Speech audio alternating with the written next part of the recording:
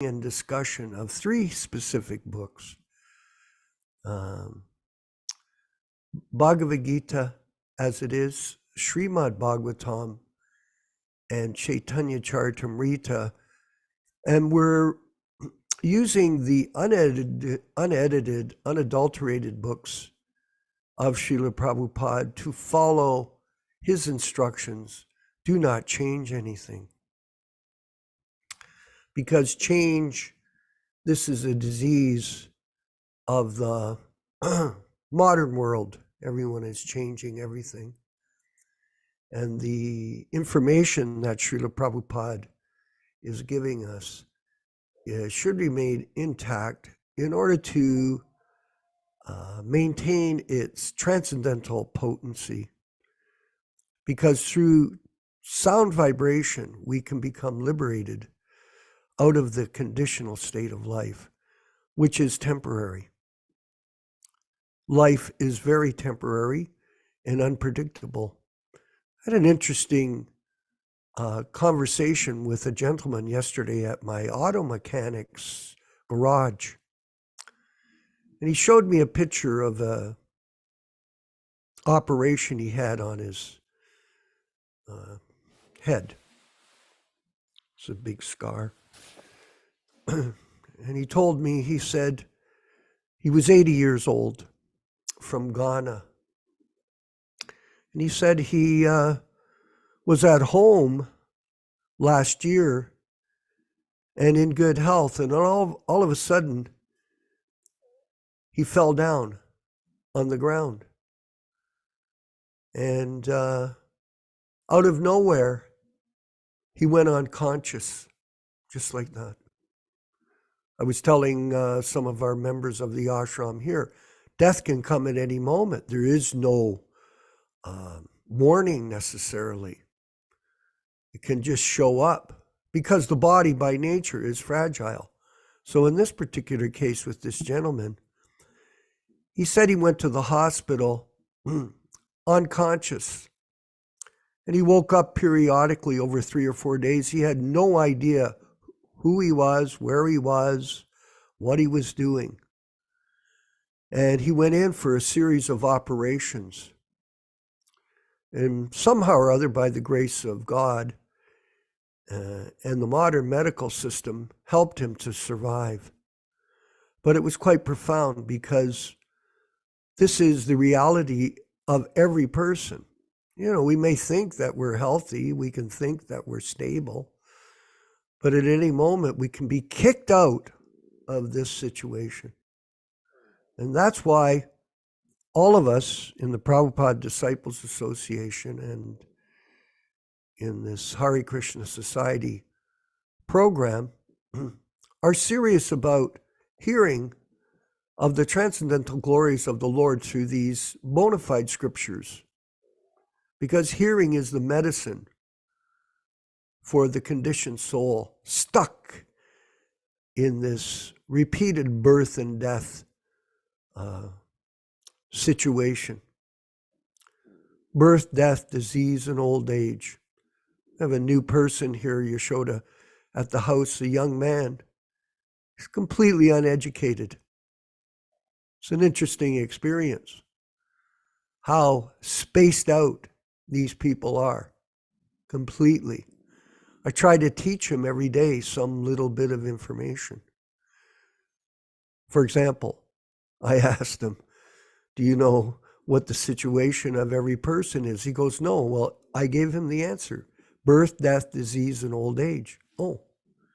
I asked him to repeat it. He couldn't remember it.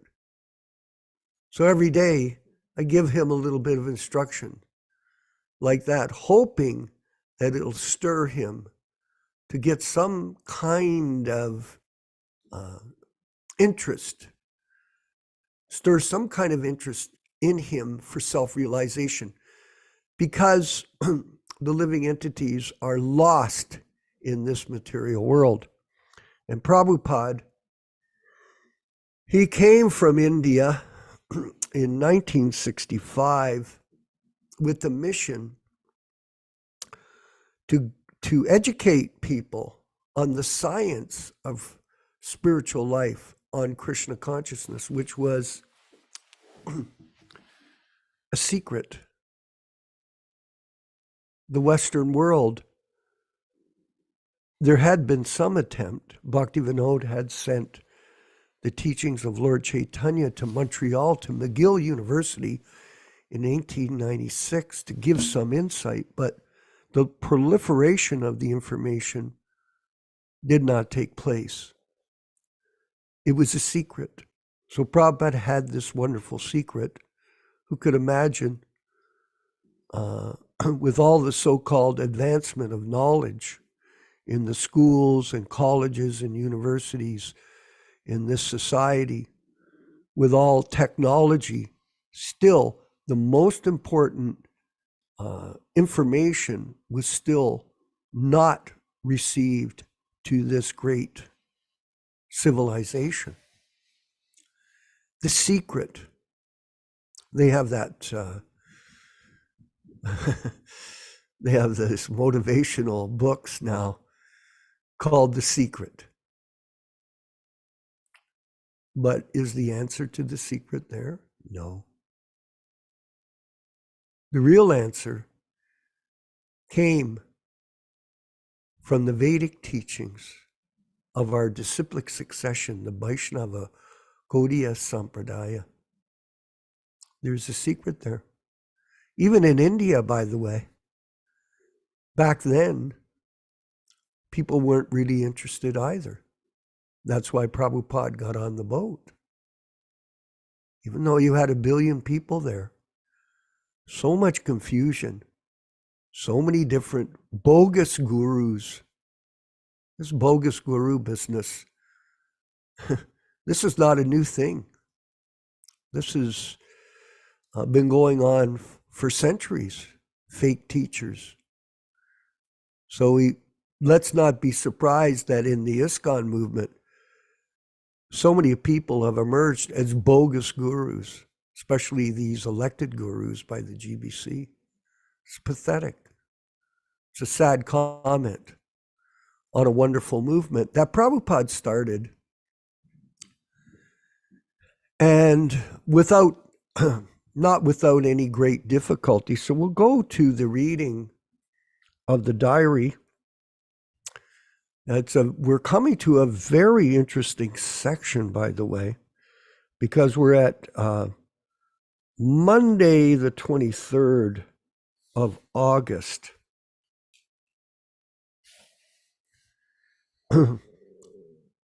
So it's official, Bhadra 31 days, 1887, Sakha. Monday the 23rd, today, Ananda Ekadasi. We started towards Red Sea on the Western Front at about 12:30 noon. The sky was almost clear and there was sunshine since the starting of the ship from Cochin. We are floating now on the Arabian Sea. So here's significant information here. My sickness again began. Headache, vomiting, tendency, no hunger, dizziness, and no energy to work. It is continuing. There are sometimes showers of rain, but for a short time. There was a fellow passenger in my cabin. He also attacked with seasickness. The whole night passed. So this is signs of difficulty. Tuesday the 24th, today at about 1:30 p.m., I acquired from the wheel room that we have come only 400 miles off the Indian coast. Arduous journey. My seasickness is still continuing. I take my meals once only, but today I could not take my full meals. Also, although I was fasting yesterday, I'm feeling uncomfortable beginning from today on the 25th. Beginning from today, down. And here we go. August 26th, August 27th, August 28th, Sunday, August 29th, Monday, August 30th, and Tuesday the 31st, I passed over a great crisis on the struggle for life and death. A separate statement has to be written on this crisis area. So here, there is no information. It is a period where Prabhupada suffered his first heart attack. So these are the dates.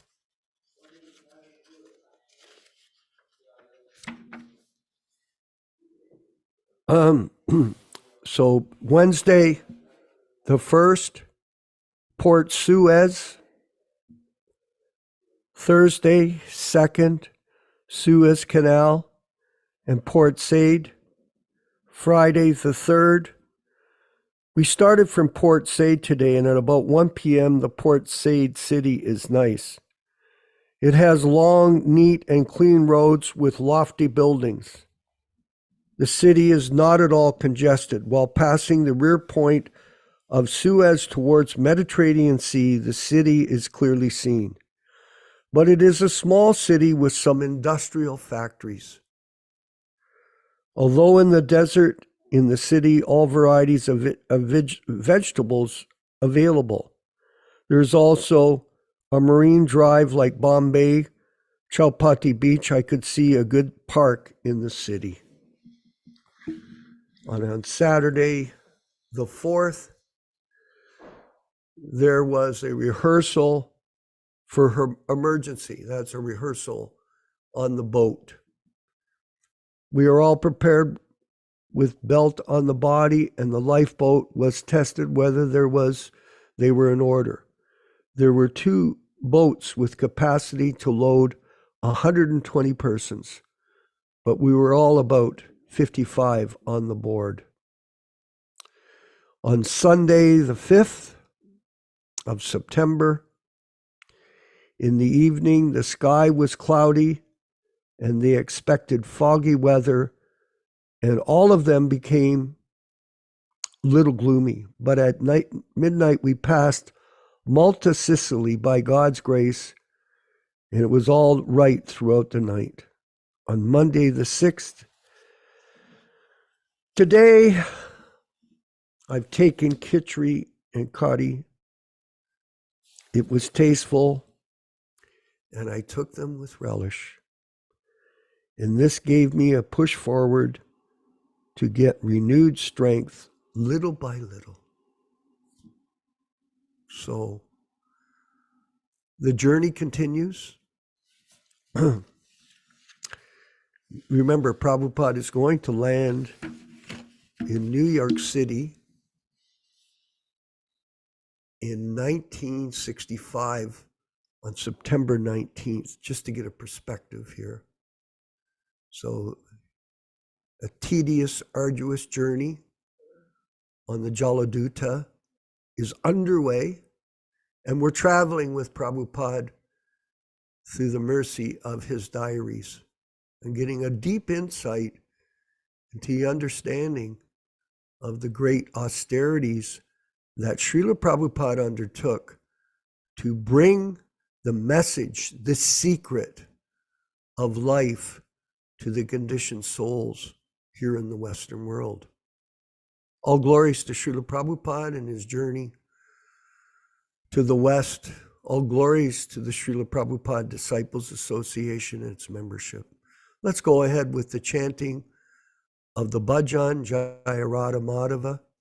And after that, we'll have our wonderful reading from Śrīmad-Bhāgavatam, our nectar of the week, with His Grace Yaśodā-nandana Prabhu. Haribo. Jaya Radha Madhava Kunja Bihari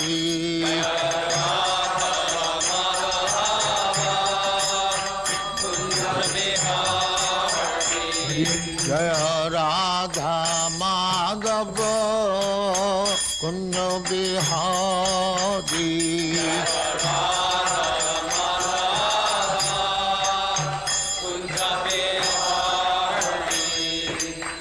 Yasoda-nandana Brajajana Ranjana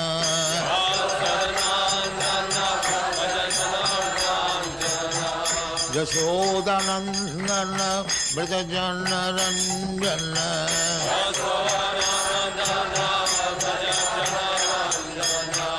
Jamuna Tira Banachari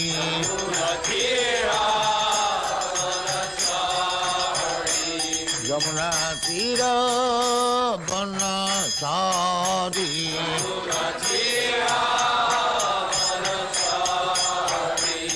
Jaya Radha Madhava Kunja Bihari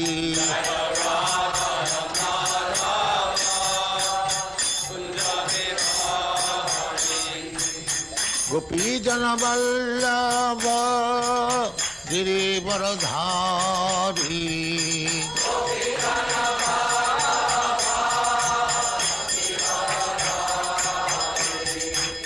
Gopi Jana Vallabha Girivaradhari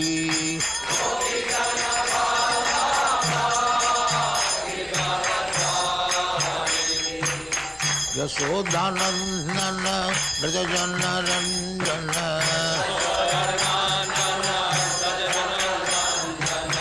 Yasoda-nandana Brajajana Ranjana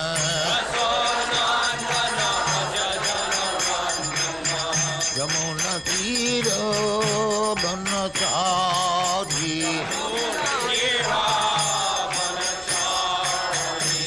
Yamuna Tira Banachari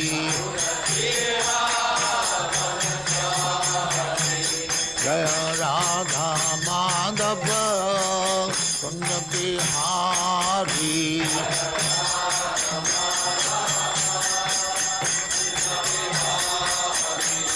Jaya Radha Madhava Kunja Bihari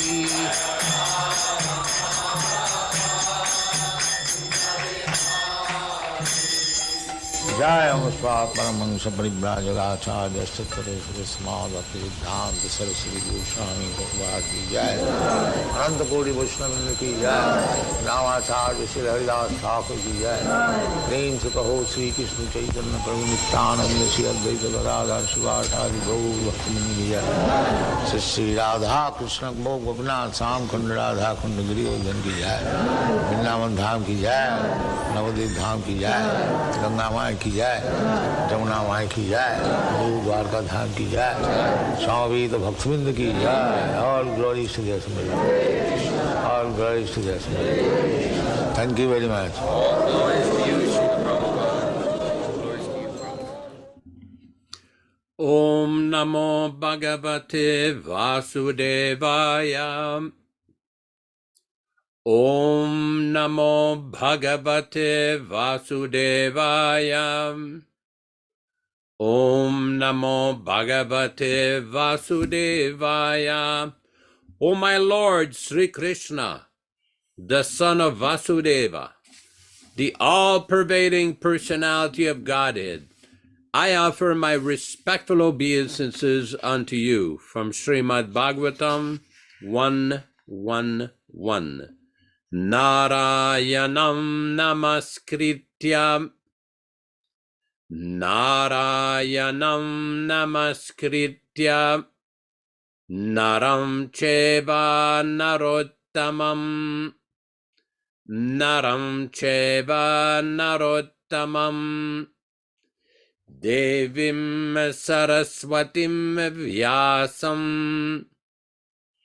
Devim Saraswatim Vyasam Tato Jayam Mudirayet.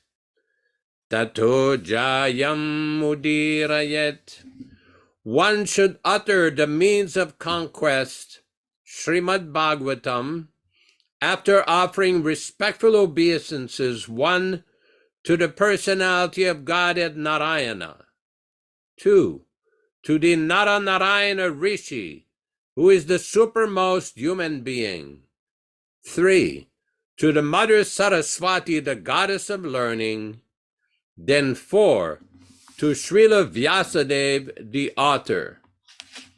Welcome everyone to this reading of Śrīmad-Bhāgavatam. We are reading from the original 1962 version from New Delhi. As with every reading and discussion on Sundays, we will be reading a few texts from the Śrīmad-Bhāgavatam itself, explaining the benefit and the reason for the importance of hearing Śrīmad-Bhāgavatam. This will be from Canto 1, Chapter 2, text number 16, and a few of the following verses. Shushrushoho Shraddhadanasya Vasudeva Kataruchihi Syanmahat Sevaya Vipra Punyatirtha Nishevanat. O the twice-born sages, by serving those devotees who are completely freed from all ranges of vice, a standard of great service is done. And as the result of such great service, affinity in the messages of Vasudeva is made possible. From Śrīmad-Bhāgavatam 1-16. Text number 17. Shrindvatam svakata Krishna punya shravana kirtana ridyantastoya badrani vidunoti suritsatam. Sri Krishna, the personality of Godhead, who is also the Paramatma in everyone's heart and the benefactor of the truthful devotee, thus cleanse the desire for material enjoyment in the heart of the devotee who has developed the urge for hearing his, Krishna's messages, which are themselves virtuous when properly heard and chanted. From Śrīmad-Bhāgavatam 1-17. Text 1-18. Nashta prayeshu vabhadreshu nityam bhagavata sevaya bhagavati uttama shloke bhaktir bhavati naishtiki. By regular attendance in the Bhagavatam class, or rendering service unto the pure devotees, all that is inauspicious in the heart of a candidate becomes destroyed almost to nil, and thus loving service unto the personality of Godhead, who is praised with transcendental songs, comes into being an irrevocable fact. From Śrīmad-Bhāgavatam 1-18. Text 19. Tadarajastamo bhava kamalo bhadayaschaye chetaye terana viddam stitam sattve prasidati. As soon as irrevocable loving service is fixed up in one's heart, at that time the effects of the nature's mode of passion and ignorance, such as lust, desire and hankerings, etc., do disappear from one's heart, and he becomes fixed up in the mode of goodness, which makes him completely happy. So again, as we previously mentioned, we welcome everyone to this reading of Śrīmad-Bhāgavatam, the 1962 version. I just want to make an announcement. Today is a very special day. Today, Sunday, the 26th of November, 2023, according to the Mayapur calendar, is the disappearance day of Bhugarbha Goswami and Sri Kashishwar Pandit. These two great devotees were associates of Lord Chaitanya. And in the Chaitanya Charitamrita, it is mentioned in Adi Lila, Chapter 8, text 68-72. Adilila, chapter 8, text 68 to 72. Bhugarbha Goswami, a disciple of Gadadhar Pandit, was always engaged in topics regarding Lord Chaitanya, knowing nothing else. Among his disciples were Chaitanya Das, who was a priest of the Govinda deity, as well as Mukhananda Chakravarti, and a great devotee, Krishna Dasa. Among the disciples of Anantacharya was Shivananda Chakravarti, in whose heart Lord Chaitanya Nityananda constantly dwelled. In Vrindavana, there were also many other great devotees, all of whom desired to hear the last pastimes of Lord Chaitanya. In another text of the Adi Lila, chapter 12, text number 82, chapter 12, text number 82, it is described, the 11th branch of Gadadhar Goswami was Bhugarbha Goswami, and the 12th was Bhagavat Dasa. Both of them went to Vrindavan and resided there for life. Purport. Bhugarbha Goswami, formerly known as Prema Manjari, was a great friend of Lokanatha Goswami, who constructed the temple of Gokulananda, one of the 7 important temples of Vrindavana, namely Govinda, Gopinatha, Madan Mohan, Radha Raman, Shyama Sundar, Radha Damodar, and Gokulananda, that are authorized institutions of Gaudiya Vaishnavas. So these are very important days, and we always beg for the mercy of such great, powerful acharyas. I just want to point out one of the points that was brought up by Vishwakarma Prabhu early in his introduction about the difficulties that many devotees have experienced with the current situation in the Krishna Consciousness movement. Now, there's nothing to be disturbed about, because we do have the full shelter of the Acharya. I've been asked many times by some devotees, why is it that in the beginning of all these readings, you always keep mentioning about the non-edited, the non-adulterated, the non-importulated books? Why do you keep repeating that? Well, it's very simple, because Prabhupada himself, many places in his letters, in his lectures, in his conversations, and in his books himself, emphasized the great importance of his message. What was his message? Follow Śrīmad-Bhāgavatam. Read Śrīmad-Bhagavad Gita and Śrīmad-Bhāgavatam. There was a very famous statement that Śrīla Prabhupāda made when he appointed one very famous devotee, notorious devotee, Hamsadutta, as a BBT trustee, where Hamsadutta replied to Prabhupada, why would you want me as a BBT trustee when you have so many more qualified disciples, more educated disciples? Prabhupada said, because you have understood the importance of distributing and printing my books. And then Prabhupada told him, the temples may fail, the devotees may fail, but my books will never fail. That is why Vishwakarma Prabhu and myself constantly and repeatedly emphasize this point about the great importance of the Vani incarnation, the transcendental current importance of Śrīla Prabhupāda's message and Śrīla Prabhupāda's books. Today we'll be reading from Śrīmad-Bhāgavatam, Canto 1, Chapter 3, the last text of the chapter.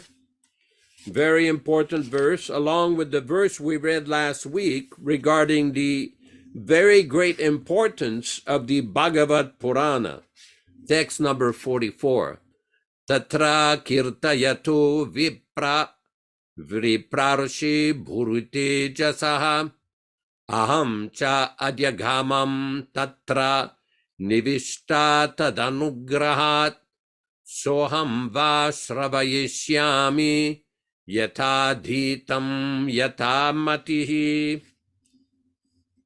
Tatra there, kirtayatu, while reciting, Vipra, or the Brahmins, Vipra Rishi, from the great Brahman Rishi, Bhuri, greatly, Tejasaha, power, Aham, I, Cha, also, Adyagamam, could understand, Tatra, in that meeting, Nivishta, being perfectly attentive, Tadanugrahat, by his mercy. So that very same thing, Va, unto you, Shravayishyami, shall make you hearing, Yata dhitam yata matihi, as far as my realization. Translation by His Divine Grace, Śrīla Prabhupāda.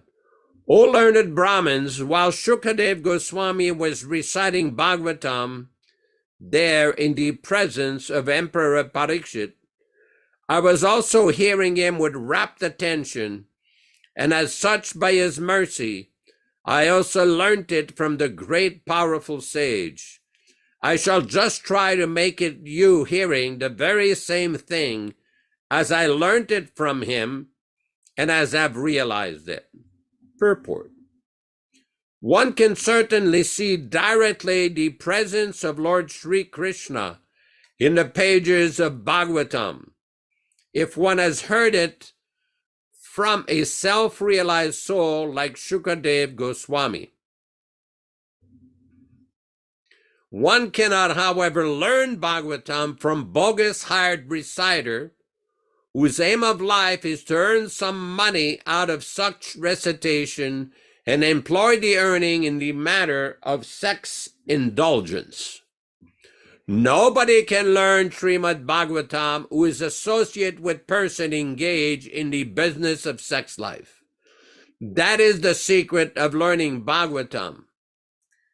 Neither one can learn Bhagavatam from one who interprets the text by his mundane scholarship. One has to learn Bhagavatam from the representative of Shukadev Goswami and nobody else. If at all, one has to see Lord Sri Krishna in the pages of the Bhagavat reading. That is the process, and there is no alternative. Sutta Goswami is a bona fide representative of Shukadev Goswami because he wants to present the very thing which he had received from the great learned Brahman. Shukadev Goswami also presented Bhagavatam as he heard it from his great father, and so also Sutta Goswami is presenting Bhagavatam as he had heard it from Shukadev Goswami. Simple hearing is not all. One must realize the text with proper attention. The word nivishta means that Sutta Goswami drank the juice of Bhagavatam through his ears. That is the real process of receiving Bhagavatam. One should hear Bhagavatam with rapt attention from the real person, and then only he can at once realize the presence of Lord Krishna in every page of the Bhagavatam. The secret of knowing Bhagavatam is mentioned here. Nobody can give rapt attention who is not pure in mind. Nobody can be pure in mind who is not pure in action. Nobody can be pure in action who is not pure in eating, sleeping, fearing, and mating. But somehow or other, if somebody hears with rapt attention Śrīmad-Bhāgavatam from the right person, and at the very beginning of it, one could assuredly see Lord Sri Krishna in person in the pages of Bhagavatam.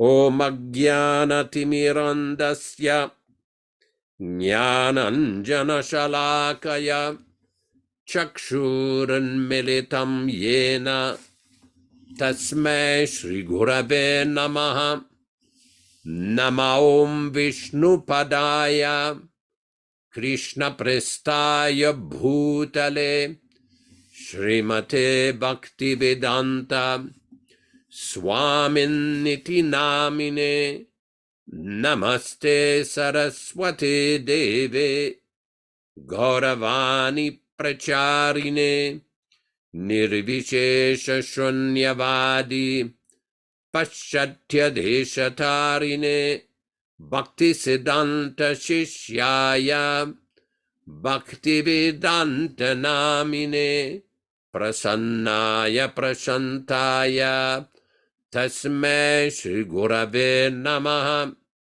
Bhagavad Vandanam Khadyam Guru Vandana Purvakam Kshiram Sharkara Yuktam Kadatihi Visheshataha Adadana Srinam Danter Idam Yachi Punaha Punaha Śrīmad Rupa Padam Bhoja Dhulishyam Janma Janmani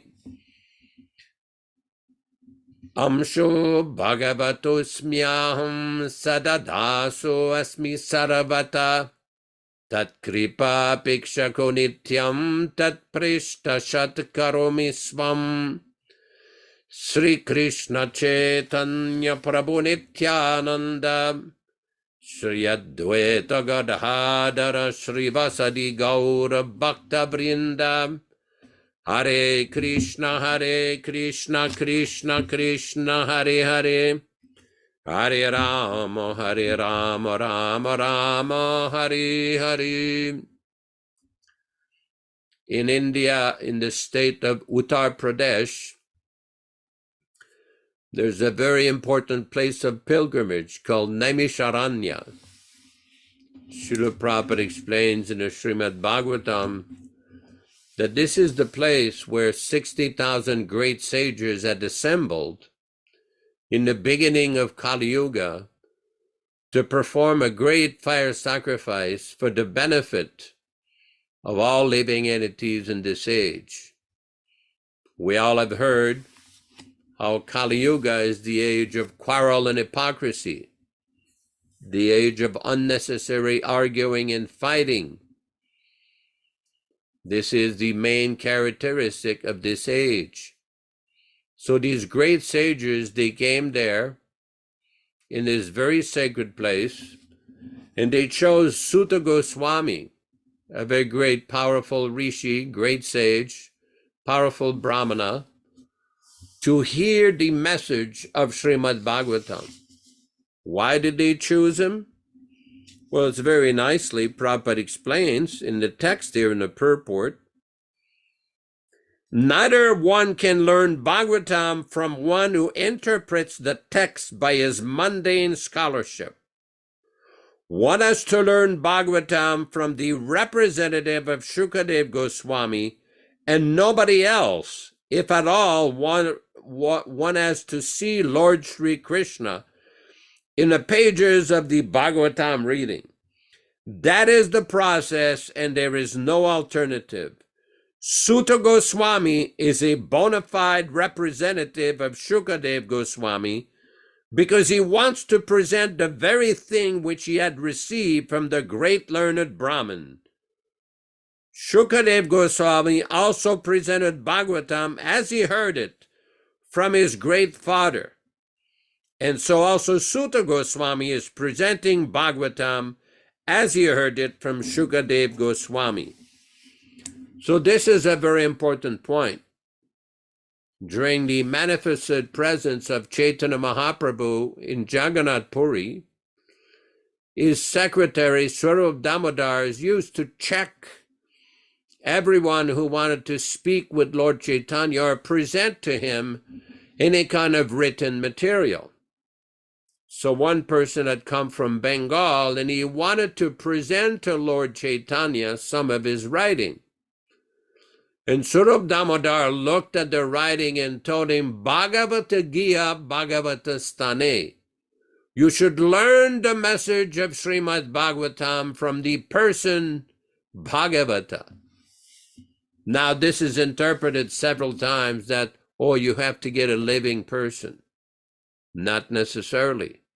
Prabhupada is already giving the message of Śrīmad-Bhāgavatam. He is given the essence of Bhagavatam, the perfect teachings of Śrīmad-Bhāgavatam. Simply one has to learn to hear. One has to learn to read the message of Śrīmad-Bhāgavatam from proper source like Śrīla Prabhupāda.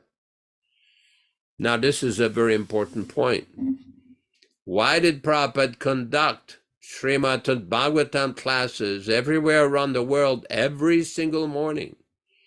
He read the Sanskrit verse, just like we are trying to do. He read the word for word, which like we're trying to do. He read the translation, he read the purports. Why? Well, this is explained in this text. This is a very important verse of Śrīmad-Bhāgavatam, along with the last verse. We have several times discussed in the last purport in text for number 43, there is a description. Both the Bhagavad Gita and the Śrīmad-Bhāgavatam are like the torch bearers for the blind people of this age.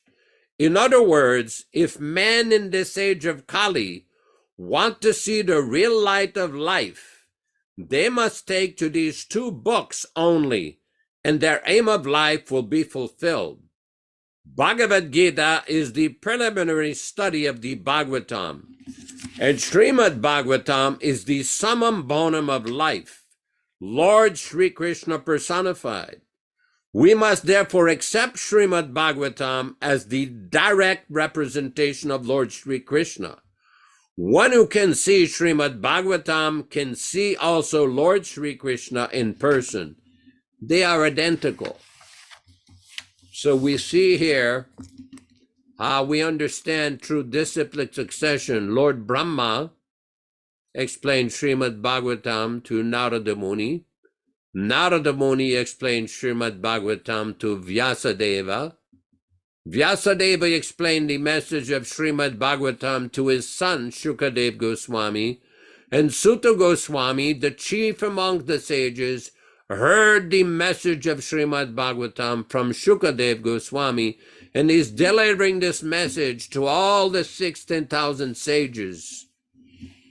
And what it is important to note, in the last few Sanskrit words in text number 44, he says, Yatadhitam yata matihi, as I shall just try to make you hearing the very same thing as I learned it from him and as far as I've realized it. So this is very important point. Our process is not a theatrical process. It is not a show bottle process. We're not trying to impress anybody at some kind of show bottle performance. No. We're trying to develop the taste for hearing the message of Śrīmad-Bhāgavatam. Just like in the last session we had yesterday, Prabhu Daniel Sullivan was asking a question about the impersonalists and what mantras are they misusing, what mantras are they misrepresenting. Well, this is a vast subject in itself. As we know, the impersonalists are constantly and regularly trying to misrepresent the messages of the Vedas. There are two basic concepts called Saguna and Nirguna. That the Supreme Personality of Godhead, Krishna, Vishnu, is endowed with all qualities, sagunas, called Saguna Brahman.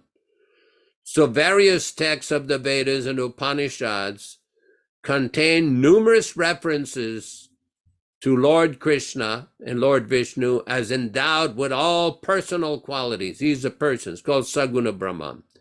The impersonalists would look at the Vedas, and they will interpret, they will say, these texts refer to Nirguna Brahman, the impersonal aspect of the absolute truth. And they interpret texts like says Tattvamasi, Soham, various texts of the Vedas, and they interpret this in an impersonal way. That's why great powerful acharyas like Ramanujacharya, Vedanta Deshika, Madhvacharya, Jayatirtha, Vyasatirtha. I'm mentioning those ones in particular because they have gone through extensive writing defeating the arguments of the impersonalists. In Prabhupada's books, Prabhupada deals with this in many places in his Śrīmad-Bhāgavatam purports and Chaitanya Charitamrita purports. Anybody can do a search. You can go to prabhupadbooks.com, look at the word Mayavadi or impersonalist or impersonalism, and then you can come up with so many references for Śrīla Prabhupada where he explained this. Or to take a quick crash course, you can look at the Ishopanishad, which has a few mantras where Prabhupada himself very nicely describes the difference between impersonalism and personalism. This has been elaborately described by Śrīla Prabhupada. And what we have here in this text of Bhagavatam is the very nice answer how to receive the message of this great literature. Prabhupada says, simple hearing is not all. This is in the purport to text 44. Simple hearing is not all. One must realize the text with proper attention. The word nivista means that Sutta Goswami drank the juice of Bhagavatam through his ears. That is the real process of receiving Bhagavatam.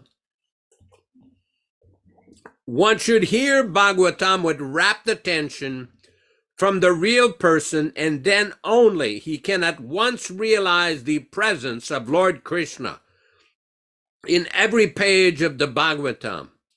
The secret of knowing Bhagavatam is mentioned here. Nobody can give rapt attention who is not pure in mind. Nobody can be pure in mind who is not pure in action. Nobody can be pure in action who is not pure in eating, sleeping, fearing, and mating. But somehow or other, if somebody hears with rapt attention Śrīmad-Bhāgavatam from the right person, and at the very beginning of it, one can assuredly see Lord Sri Krishna in person in the pages of Bhagavatam.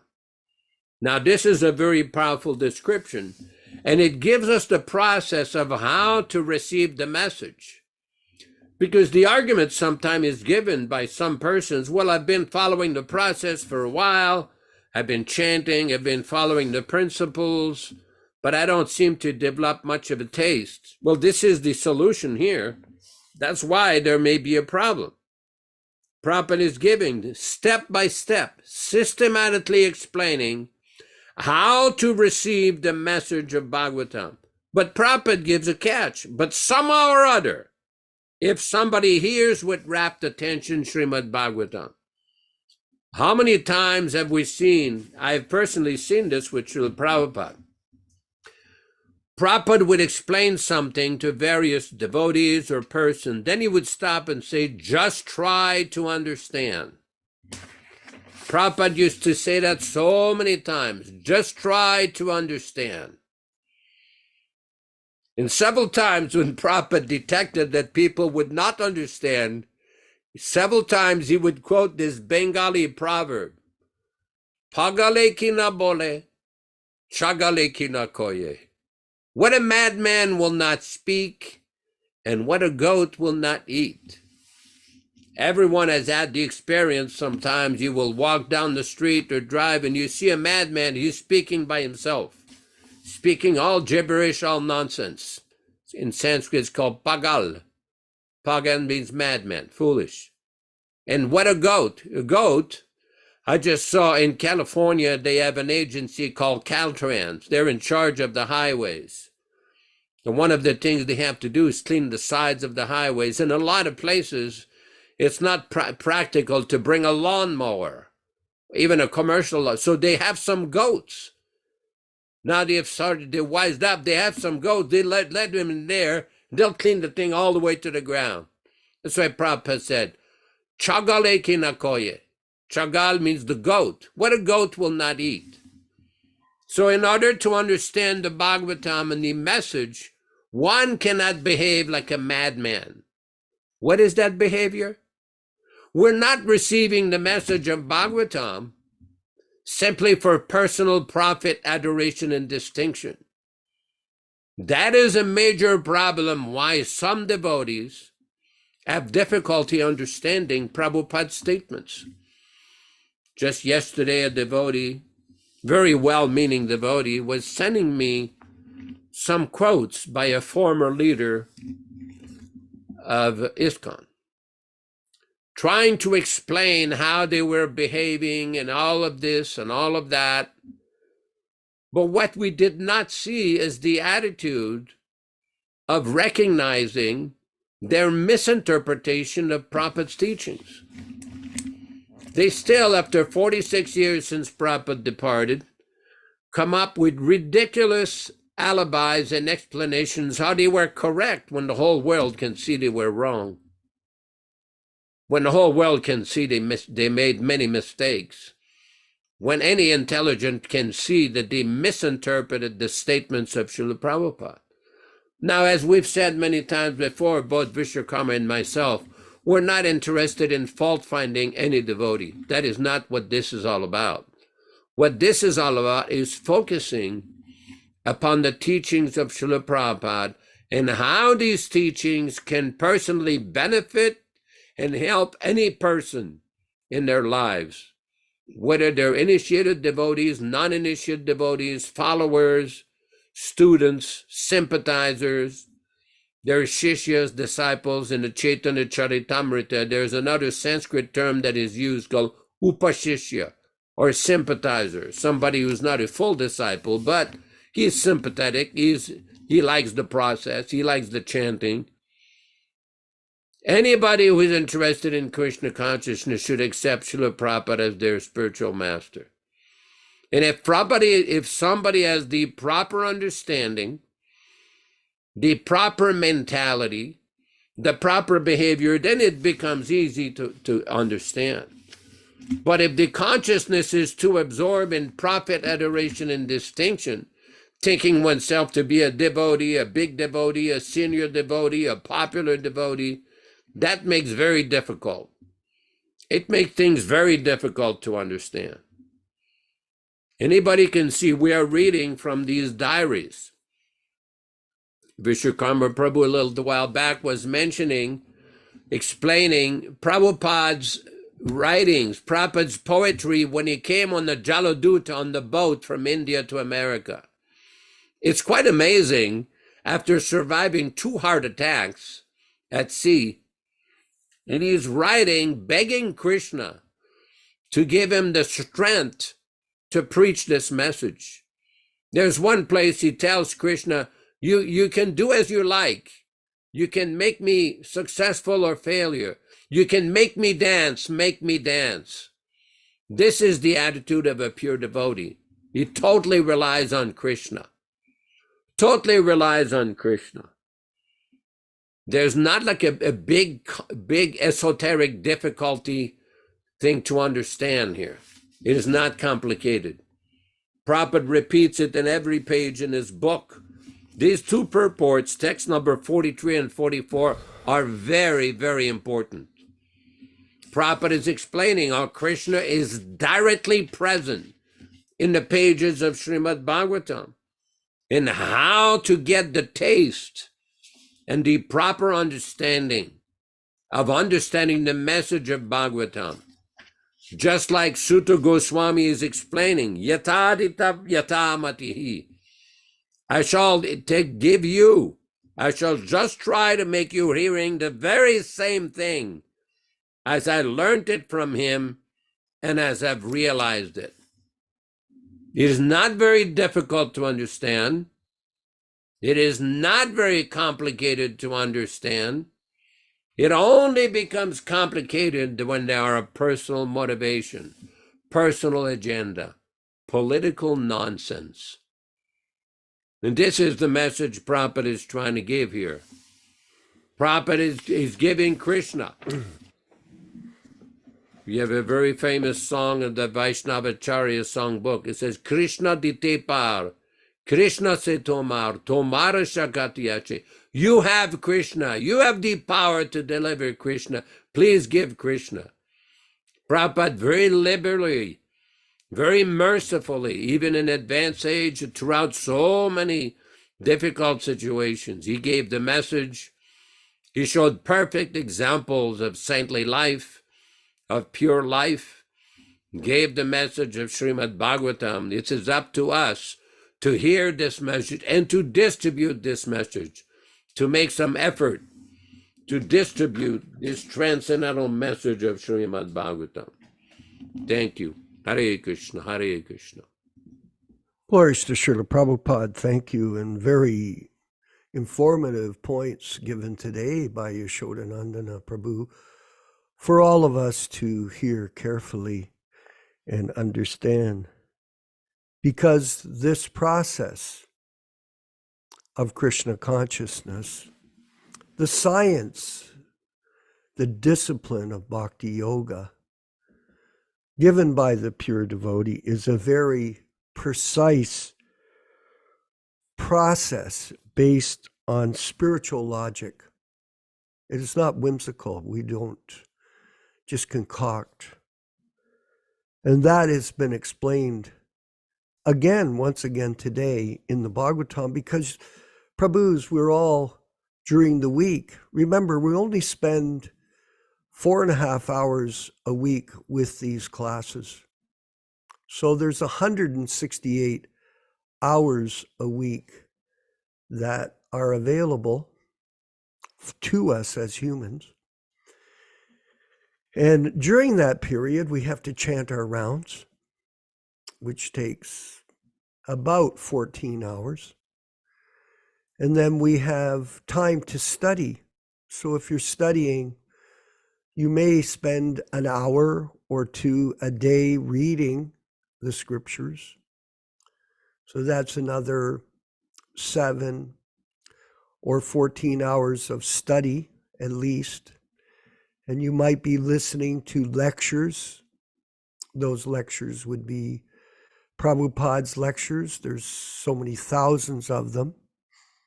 There's all kinds of opportunity to listen to them in your car and listen to them when you're working in the kitchen. Any kind of situation where you have free time, you can put these classes on and read them. And we also have our 177 classes on the Krishna Consciousness movement, the Hare Krishna Society YouTube page for further understanding, because it is important that you get the precise message of spiritual practice from the bona fide sources and not become confused, because confusion can be very delusional. And we get practical experience of that. If you just go online, you can see how deluded so many people are by following people that are also deluded. And this is due to false ego, which is very prominent in the conditioned soul.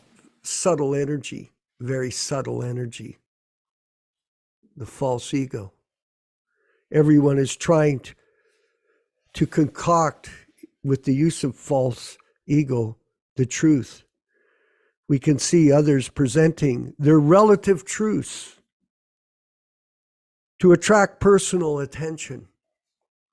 And it is apparent to those that are true to the words given to us in today's verse and purport by Śrīla Prabhupāda, how we should approach spiritual life. It's precise. It's like music. Music is precise. For example, it's called tempo. Now, if you're playing music, the most important part of the playing is to stay in time. You can't have one musician playing in a different time to another. the bass plays with the drums. The rhythm plays with the bass and drums, all in the same time. So in the same way, all of us have to follow the pure devotee, not those that are concocting philosophy based on false ego. And I thought it was interesting, Prabhu. A madman will always speak. Oh my God, is it a fact? So many crazy people, they just can't shut up. All they have to do is bark like a dog all the time. It's just pathetic, and we're surrounded by it. And that is also a problem for us, because as devotees, we try to get good association. And Joe Felice was saying to me, the best time of the week for him is these 4.5 hours of classes. Rest of the time, it's all madmen trying to make money, trying to be important. So Krishna consciousness is precise. And I wanted to just go here to this Bhagavatam verse, which you already highlighted in the purport. One has to learn Bhagavatam from the representative of Sukadeva Goswami. And nobody else, if at all, one is to see Lord Krishna in the pages of Bhagavad reading. This is the process, and there is no alternative. Sutta Goswami is a bona fide representative because he wants to present the very thing which he had received from the great learned Brahmin. Shukadeva Goswami also presented Bhagavatam as he heard it from his great father. And so also Sutta Goswami is presenting Bhagavatam as he heard it from Shukadeva Goswami. Simple hearing is not at all one must realize the text with proper attention. The word nivishta means that Sutta Goswami drank the juice of the Bhagavatam through his ears. This is the real process of receiving Bhagavatam.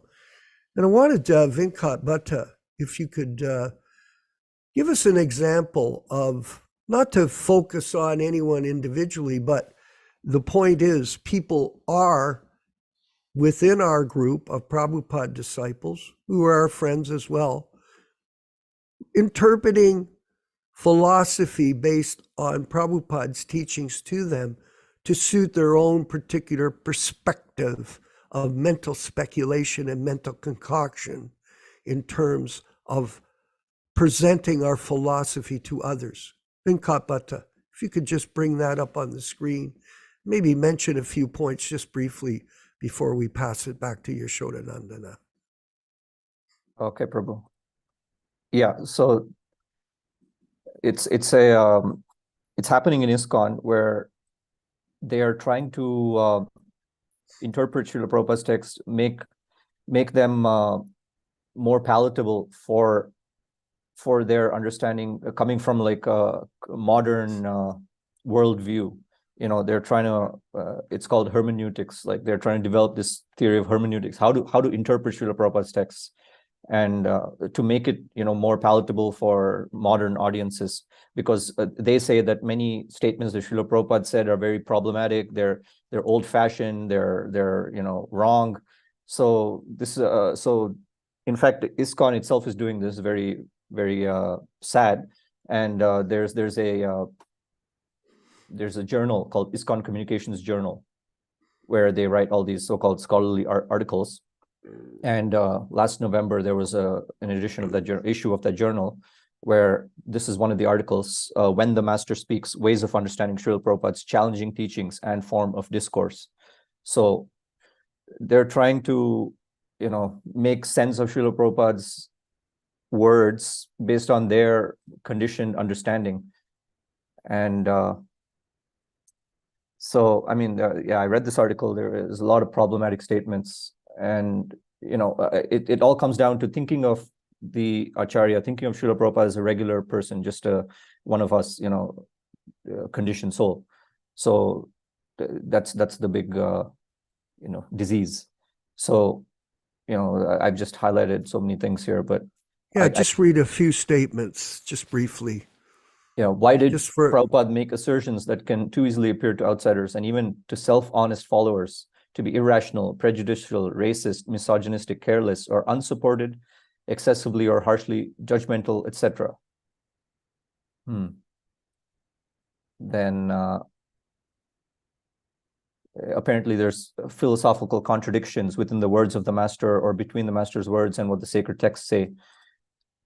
And then, in this paper, the author tries to kind of minimize what Śrīla Prabhupada wrote by saying that actually what Śrīla Prabhupada wrote was not what he wrote, it's more what he dictated into the tape recorder. So it's kind of like trying to minimize the importance of it. These purports focused and expounded upon 1 minute spoken portions of the text, mostly only one verse, and thus an articulation of a general cohesive vision of the essential tenets of the Krishna Bhakti theology is simply not found. So he's saying, Śrīla Prabhupada just spoke into a tape recorder, whatever he felt like. So he didn't present the theory of Krishna philosophy in a very cohesive and structured way. Prabhupada's writings, which were exegetically faithful and nuanced, are essentially commentarial.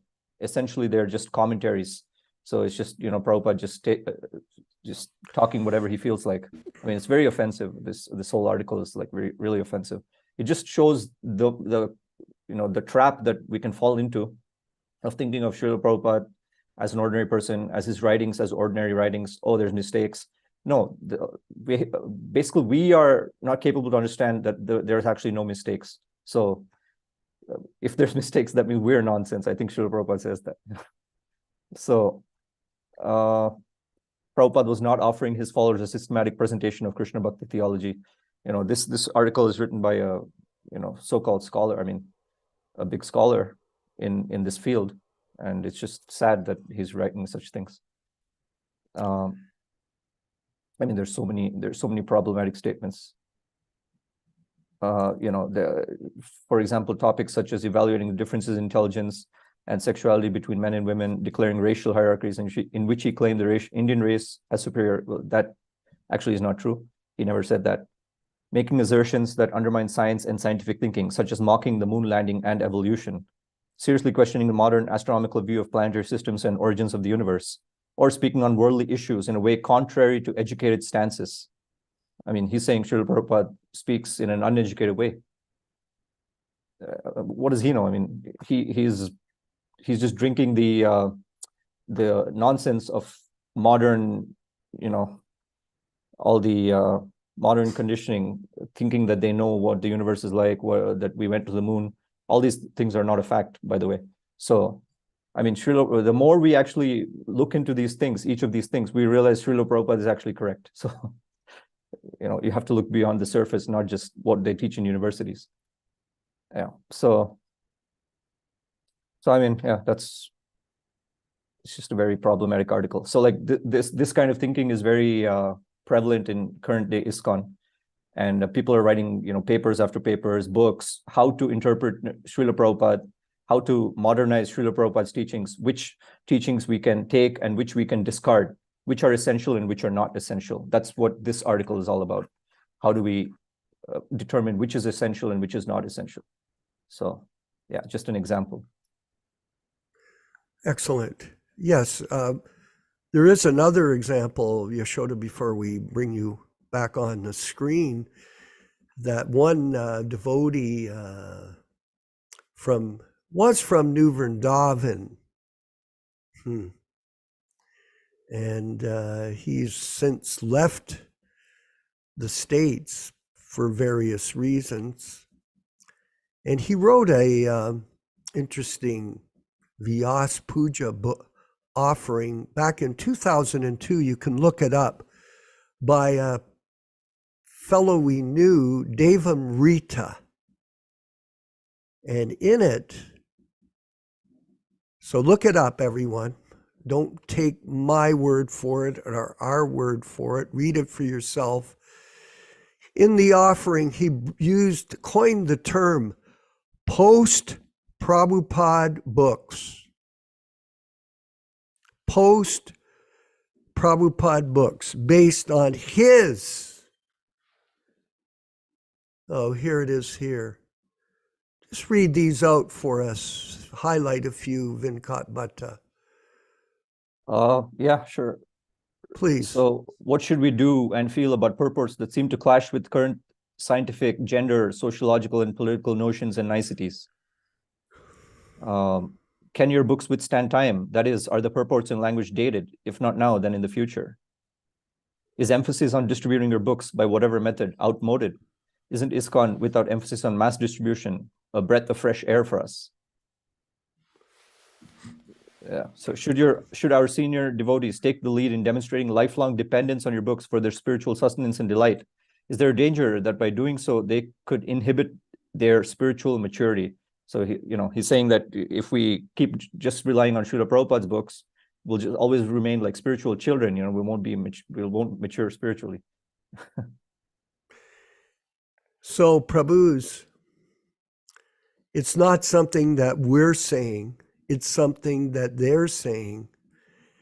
And for the intelligent devotee, based on today's Bhagavatam verses, this is a science that we're promoting.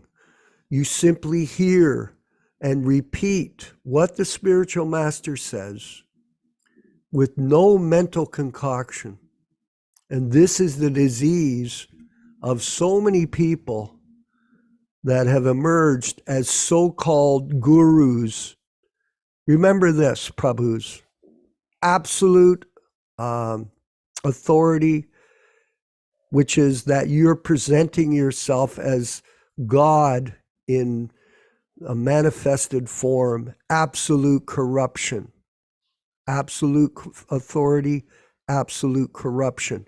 And this is going on the basis of mundane goals to seek profit, adoration, and distinction. So these verses of Bhagavatam that we're reading, and by the way, Venkat Bhatta, I wanted to mention, this person that wrote this, that Prabhupada spoke into a dictaphone, this particular purport was written prior to his arrival in New York City.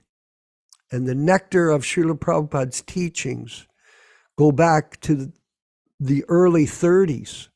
So this is not something that Prabhupada all of a sudden started to do when he got to America. He was already producing amazing literature for his whole life. And he used the tools that were brought to him to facilitate his work so he could produce as much literature as possible for all of us before his passing from this plane. This is the issue. This is a complete distortion, everyone. Do not become victimized by these lies from other people. Yaśodā-nandana Prabhu, please. I think it's important when we look at these issues of Śrīla Prabhupada's statements to understand certain basic fundamental premises and axiomatic truths with regards to Vaishnava philosophy. Mm-hmm. For example, this point that Prabhupada may not have directly written his books. Well, Madhvacharya also didn't directly write his books if we're speaking of physical writing. He had one of his disciples named Hrishikesh Tirtha take his dictation, and he would write in these palm leaves.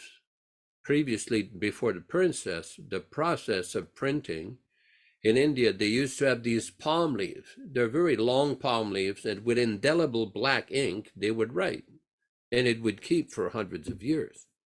So Madhvacharya technically didn't write his books, but his fundamental books throughout 900 years have been accepted by his followers, that many of these books were actually written by his disciple, Hrishikesh Tirtha. So this is not a very good point. Another point, that whether or not Prabhupada had presented a systematic explanation of bhakti. Well, in the Gaudiya Sampradaya, the foremost authoritative presentation of Krishna Bhakti was given by Śrīla Rupa Goswami Prabhupada in his Bhakti Rasamrita Sindhu, which has been translated in English by Śrīla Prabhupada, called The Nectar of Devotion. This is the most scientific, systematic explanation of the entire process of bhakti. So for anybody to make that kind of a statement, either they do not understand, or they're not familiar with, or they never understood what Prabhupada presented.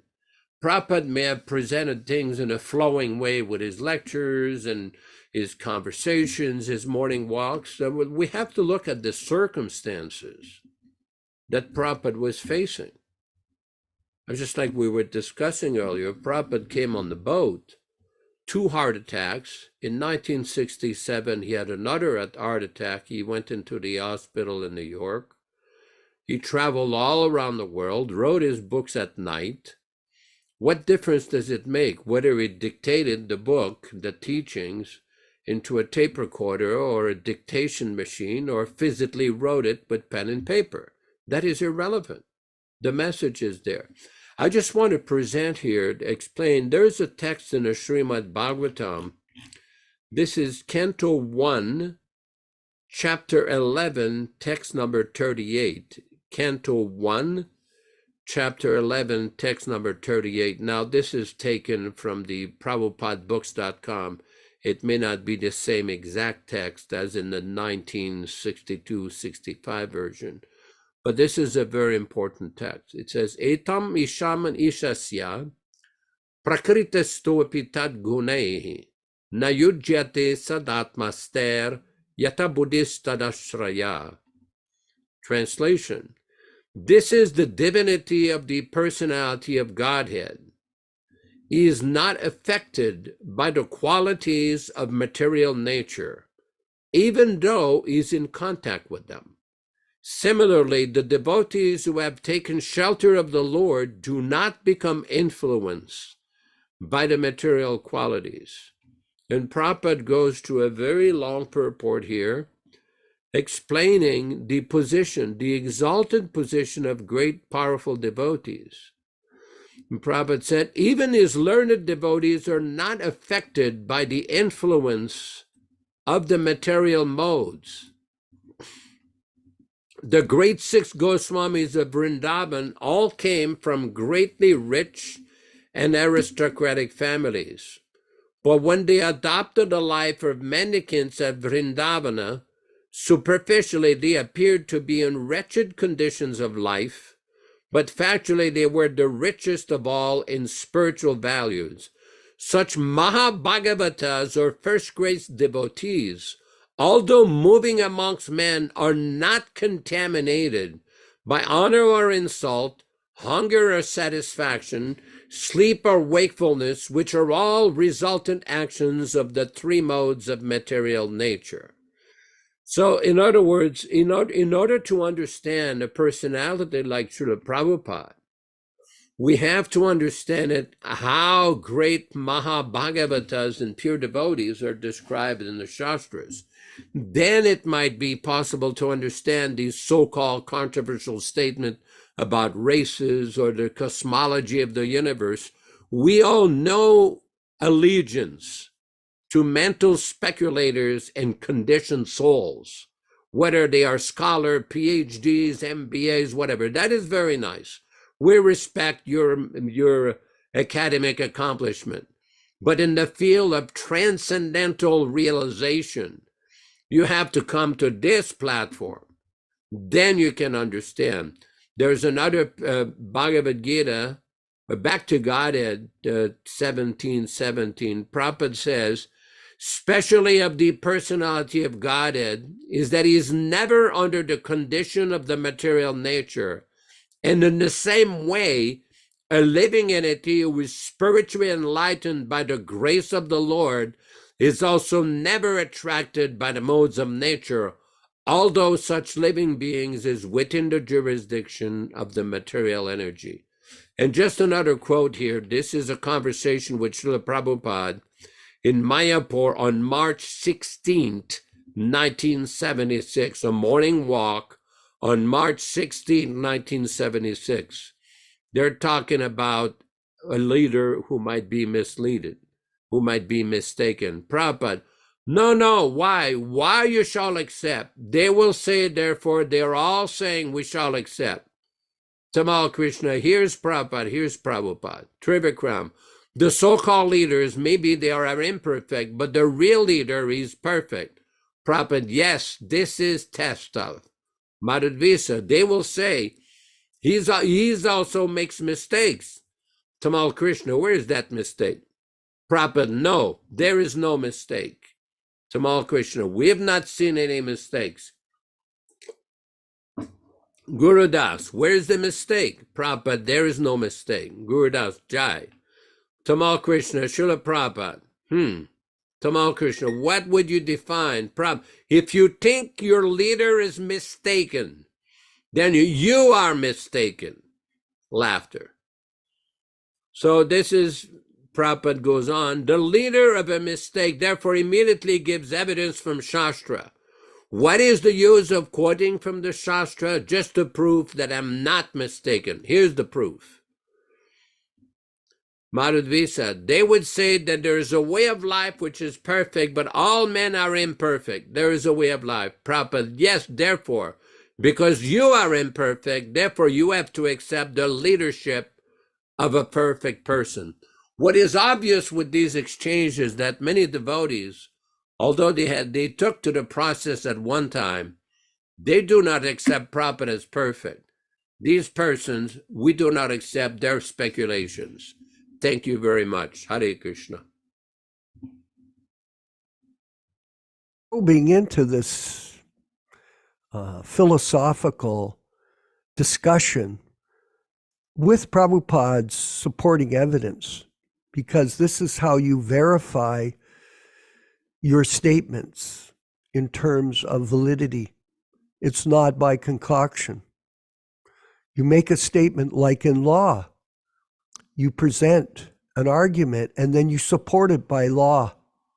So these are law books of understanding everyone. And this way, everyone can be properly directed how to go back home, back to Godhead. And we have Dharma Bhavana with us from Dallas, Texas, who's a very senior godbrother of ours and preaching in the best ways he can in that area of the world. And we're hoping he can share some of his realizations about these topics today for our assembled group of devotees. Dharma Bhavana in Dallas, Texas. All right, thank you. Yeah, I think it's beautiful that we had a lot of discussions about the Śrīmad-Bhāgavatam today, and how devotees have matured in their different types of realizations, like even if they're negative realizations. So, but I was wanted to read from Adi Leela, chapter 7, text 74. Is very fitting here. In this age of Kali, there is no other religious principle than the chanting of the holy name, which is the essence of all Vedic hymns. This is the purport of all scriptures. Purport. The principles of the Parampara system were strictly followed in the age of Satya Yuga, Treta Yuga, Dwarpa Yuga, but in the present age, Kali Yuga, people neglect the importance of this system of Shrauta Parampara, or receiving knowledge by disciplic succession. In this stage, people are prepared to argue that they can understand that which is beyond their limited knowledge and perception through so-called scientific observations and experiments, not knowing that actual truth comes down to man from authorities. This argumentative attitude is against the Vedic principles. It is very difficult for one who adopts it to understand that the holy name of Krishna is as good as Krishna himself. Since Krishna and his holy name are identical, the holy name is eternally pure and beyond material contamination. It is the Supreme Personality of Godhead as a transcendental vibration. The holy name is completely different from material sound, as confirmed by Narottam Das Thakur. Golokara Premadana Harinam Sankirtan. So this is part of the explanation given by Lord Chaitanya Mahaprabhu, how his spiritual master told him not to be too involved with Vedanta study, and he should, being a fool, just chant the holy names of the Lord. So again, he was the Supreme Personality of Godhead, but this it was given to him as an explanation that he should take seriously the chanting of the holy name and not being too involved with Vedanta study. So I thought this is beautiful, and it kind of applied to our class today. Thank you very much. Thank you.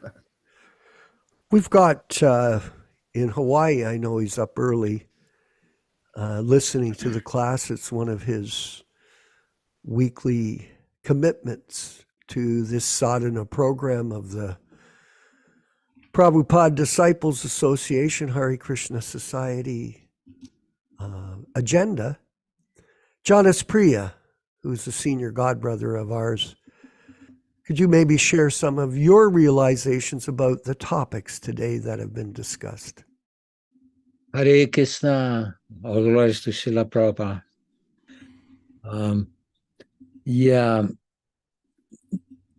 I think about this stuff a lot, and it's very important. And my understanding is that all of these so-called devotees, they're simply envious of Śrīla Prabhupada, bottom line. It's envy. So, because they're so fallen, we're also fallen, they're fallen. They trying to make Prabhupada look not perfect. Why? So that will make them look bigger, better. And that's their goal. They figure if they discredit Prabhupada's books by butchering his books, that's a plan. Then they discredit Prabhupada that way, they think, but they don't understand that Prabhupada is not an ordinary person, and he has many means of projecting his teachings. And we're so fortunate that we're part of that group of people that were trying to protect his original books and the way he taught us, Prabhupada old school. Hare Krishna. Okay, well, thank you very much, everyone. I wanted to have a few other people comment, but it appears we've come to the end of the program according to our time. It's now 11:30 a.m. in the morning, but we will continue on with the discussion, and on Wednesday, we'll call upon our friend Paranjana and other members of our association for further insights into these matters of transcendental logic and following in the footsteps of the bona fide spiritual master. So thank you, everyone, for participating again today. I hope you found it illuminating, enlightening. Thank you, Venkat Bhatta Prabhu, for your service of helping us produce these classes globally every week for everyone's benefit. And we'll march on step by step this process as we spend our time in a useful manner while we have time in this material body. All glories to Śrīla Prabhupada and the Sankirtan mission of Lord Chaitanya. Please chant along with the Maha Mantra led by Śrīla Prabhupada from the early 60s. All glories to the Sankirtan movement. Shri Krishna Chaitanya Prabhu Nityananda Shri Advaita Gadadhar Sivasadi Gaur Bhaktivedanta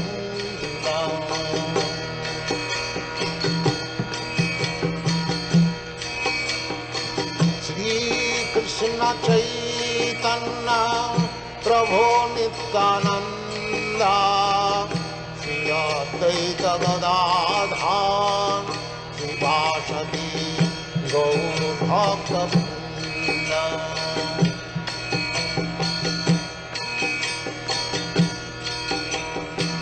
Shri Krishna Chaitanya Prabhu Nityananda Shri Advaita Gadadhar